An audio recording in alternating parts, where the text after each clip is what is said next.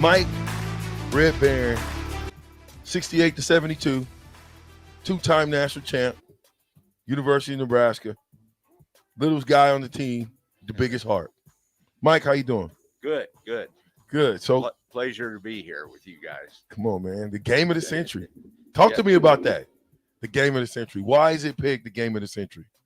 Well, it probably because it lived up to its billing. It was a thriller right down to the last minute of the game, and it pitted the two best teams in the country at that time, Nebraska and Oklahoma, and it was just pins and needles the whole time, the whole game. So it says in the book, you just said a different weight.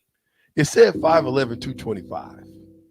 Yeah, well, 6 foot is what that nurse pushed down on my head in my senior year, and I reverted back to 5'11". But no, I came in as a walk on at offensive guard at 6 foot, 186 pounds as a freshman, and well, at that time the guards they had they weren't that much taller, and the freshmen that I came in with, they weren't that much taller, and they weighed 200 to 220, maybe.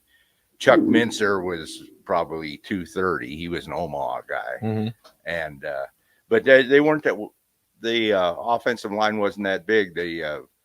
Up on the varsities, the guards probably weighed 220 to 230, 235. Tackles 230 to 250. So not that big team, not that big of a team. Correct. Still fast, still strong, enough to win the championship. Yes. At that point. So let me ask. I asked these guys at the end, and I don't know. They probably cheated. Bach, I'm not going to ask you now because you're on your phone. But I asked them, so I asked you, Red, what does esprit de corps mean? Esprit de corps. Esprit de corps. Yeah. Y'all saying it wrong. It's French. I could never pronounce those French words either, but I've heard it enough. It's esprit de corps. What is that? It? Means getting together with a bunch of guys and having a common spirit and a common way of thinking, and so it's a brotherhood is what it amounts to. Mm-hmm. A feeling of pride, fellowship, and common loyalty shared by members of a particular group. Yes. Like, I already know the feeling of how I feel about Nebraska football, right? Sure. Growing up from Omaha, I've always wanted to be a Husker. I can only imagine you guys were the kind of the start of everything, right? Right. Yes. I was just at kind of the right age to be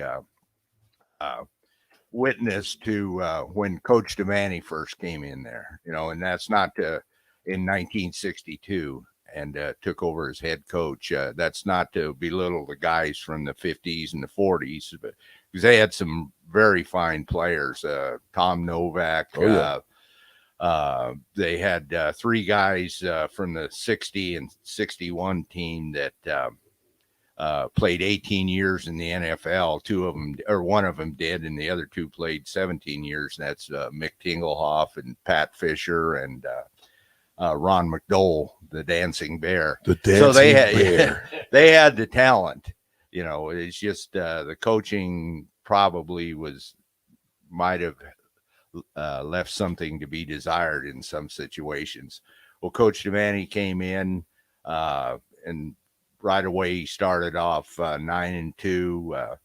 He changed. He got the whole state's attention. I mean, it was like Camelot on the Great Plains, is the way I would describe it. I was from a rather small town of Ord, Nebraska, about 2,500 people, and I remember going to coffee with my dad, and the guys gather around. And previous to Coach Devaney's arrival, the topic of conversation was usually, hey, who bought a new car, or what's the price of cattle and hogs and all that stuff. Well, right away when Coach Devaney came in and started winning, the topic of conversation switched to Nebraska football all the time. All the time. So it really had quite an effect on the state. How is he to play for? Oh, he was good. He was more a CEO, and made sure that everything ran efficiently and like it should. And he didn't do a lot of actual coaching. He left that to his assistants to do. And but he had a great personality. He could meet anybody and he was friends with them. I remember when I came down for the state basketball team, when a state basketball tournament, Ord was in it. I was a sophomore in high school, and Coach Devaney was walking out of the barbershop as we walked by it. And he stopped and said hi to basically 3 or 4 punks from that were sophomores from Ord, Nebraska. And I mean, I thought I died and went to heaven. You know, Coach Devaney's talking to me. Right. So he knew he had a way with people. Yes, he did. So you think in your years of playing for Coach Devaney, did he ever do an onside kick? In that situation? No, but he did get, in fact, he got a lesson in that from the Bear, Bryant, in the, I believe it was the 65 team in the, would have been the 66 Orange Bowl. They onside kicked twice and recovered both times. Wow. They had done their homework, and they noticed that one of our linemen was leaving a little early and turning and running back, to set up to block. Right. And that stung them twice. Yeah, you probably wouldn't do that against a running back, though. No. Yeah, leave the running back alone, man. Yeah, exactly. Leave the running backs alone. Yeah, yep. Okay, so Ord, Nebraska. How did you make it to Nebraska? I know you walked on. How was practice life during those years? Oh, it was tough. I mean, we started out in freshman. We didn't start until a week or two after school began, and we had Cletus Fisher was our Coach Fish. Yes, was our head freshman coach, and we had a bunch of graduate assistants like Monty Kiffin at that time had just been hired as a graduate assistant. Then the next year he went up to the varsity, and a guy named Stan Shawless, and see who else was there. Laverne Allers, an All-American, a couple of years before that. Dennis Morrison, a real good tight end like yourself, and helped out. And so we got to mix it up with these guys that had already played and use some of their wisdom. And but it was tough. It was a lot of hitting, and we had a lot of talent too. Yeah. We had 7 quarterbacks. I think all of them were on scholarship, and they were all good. So we had Van Brownson and Jerry Taggy, and Jeff Kinney actually started out as they always on that same team. Yeah. Wow. Plus we had Chuck Osberg. He was a left-handed throwing quarterback out of Omaha, and we had Chuck Osberg the coach. Yes. Yeah. No. Yeah, yes, sir. Seriously? Yep. He used to call me on the phone, Terrell. He would call me and say, he'd say, "This is Coach Osberg," but it was so close to Osborne. When my mama answered the phone, she'd be like, "Coach Osborne's on the phone." It'd be Osberg. I get on the phone all excited. He's like, "Yeah, this Coach Osberg from UNO." Yeah. He played at Nebraska? Wow. Yes, okay. Yes, he did. And they had a guy, let's see, who was he? Oh, Mike McGuire out of Bellevue. He was a real good option quarterback in high school. And then a guy from Pennsylvania, his name was Andy Kaludka. His initials were, or his full name was Andy Oliver Kaludka. So we called him AOK or Skip. But he got moved to defensive end. But a little interesting sidelight on Andy. He transferred to Kent State after, I believe, the first semester. And his roommate at Kent State was Nick Saban. Wow. And he and Nick, he was in Nick's wedding. and they're still best of friends. Was he there when we went and beat the tar out of them at Michigan State?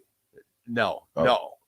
I thought Nick's buddy, the buddy might have been at the game. No, he may have been. We smacked him up real good. Yeah, because I think he's back in Pennsylvania now. So okay, so Red, when you look at how good was Johnny Rodgers? Oh, the best. I mean, did you find yourself looking, just watching to see what he was going to do next? Well, yeah, I threw a lot of lookout blocks, miss your guy and holler, look out, Johnny, and Johnny would make a Heisman move. And so I kind of take credit for a little bit of credit for him winning the Heisman. No, right. He was just phenomenal. There was nobody like him. He's still the most exciting college football player I've ever seen. Yeah, we got to see if we can't come up with that call, because that's one of the best calls. Oh, yeah, Lyle Bremser. Yeah, one of the best. I played it when Johnny came on. I played that call, but that's one of the best calls ever. Oh, yeah, absolutely. Yeah, and he had a great game against Colorado. He didn't score any touchdowns on punt returns, but he had a couple phenomenal ones there, and he was just something else. And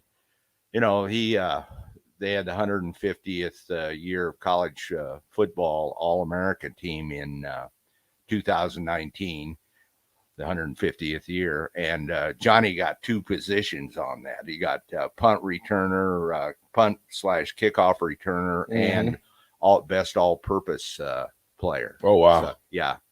I mean, and you say, well, look at Barry Sanders and some of those guys, Joe Washington down at Oklahoma, but people forget they got the ball a lot. Johnny didn't get, because he was a wide receiver, he didn't get as many touches as those guys, and he just still made phenomenal moves. A lot of people don't know that Johnny was a gunner on punt team.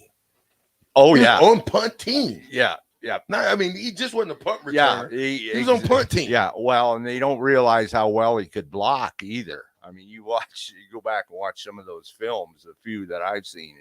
He was a great blocking. Have y'all been able to go back and watch some of those films? Have we? Well, is there a way to watch them? Has Nebraska went and said, "Well, let us digitize them or whatever they do"?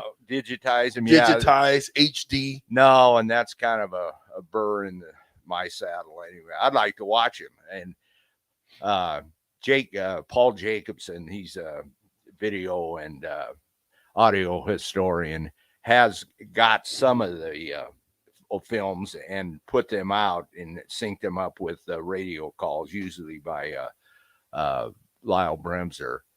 And but we don't have all the games. And so I went down there finally about 2 or 3 years ago, and I said, hey, I'd like to see some games from the 69 through 72 era.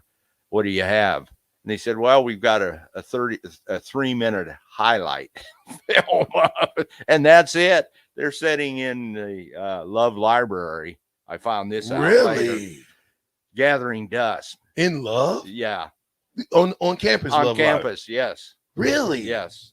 And no, I what? Yeah, in Oklahoma. Wait, Red. Yeah, they're in Love Library.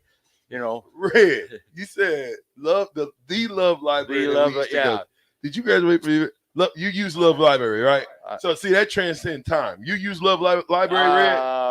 Not like I should have. Okay. It's kind of a foreign building to me. But it was still around. Yes. But you were a football player, so those football players, we might have went. I went through and perused. Yeah. You have to meet with the groups. We met in Love Library. Yes. But you use Love Library, right? You can say that. I'm like Red. It was a Spanish building, wasn't it? Okay, so I was going somewhere with this question, but I got thrown off by the Love Library. About digitizing. Okay. Yeah. So you mean to tell me that are they on CD? What is sitting in Love Library collecting dust? I think they're the original films. They would have to take them and digitize them. I've got an old film projector. Oh, okay. Yes. Yeah. Well, you have, and plus you have to go through the university to get them, and they want some What? payola. Whoa, Yeah. whoa, Reds. Come on, Red. Well, that's what I've heard. They want payola to yeah, digitize. they charge. They'll charge you. I think. How much is it? Is it a ton of money? Oh, it's above my pay grade. Wait a minute. You're not talking about the $40 million surplus university yes. that want us former players to pay for you guys to pay to have them digitized. Yes. You know what? We're going to throw it to break. We'll be right back with more Red, the Ticket, 93.7 The Captain.